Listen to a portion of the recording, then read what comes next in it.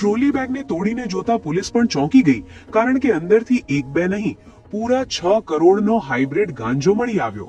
મહિલા સહિત આ બે આરોપી થાઇલેન્ડમાં બેંકોકથી 6 કરોડથી વધુની કિંમતનો હાઇબ્રિડ ગાંજો લઈને આવતા હતા, જ્યાં પોલીસે સુરત ઇન્ટરનેશનલ એરપોર્ટ પરથી બંનેને ઝડપી પાડી આ આંતરરાષ્ટ્રીય રેકેટનો પર્દાફાશ કર્યો હતો. પોલીસને બાતમી મળી હતી કે ચેન્નઈના રહેવાસી મોહમ્મદ ઇકબાલ અહેમદ ખાન તથા રાસિયા અબ્દલ કપૂર બેંકોકથી હાઇબ્રિડ ગાંજાનો જથ્થો લઈ એર ઇન્ડિયાની ફ્લાઇટ મારફતે સુરત એરપોર્ટ આવવાના છે, જેના આધારે crime branch, Dumas police, CISF, DRI અને AIU દ્વારા સંયુક્ત ઓપરેશન હાથ ધરવામાં આવ્યું હતું.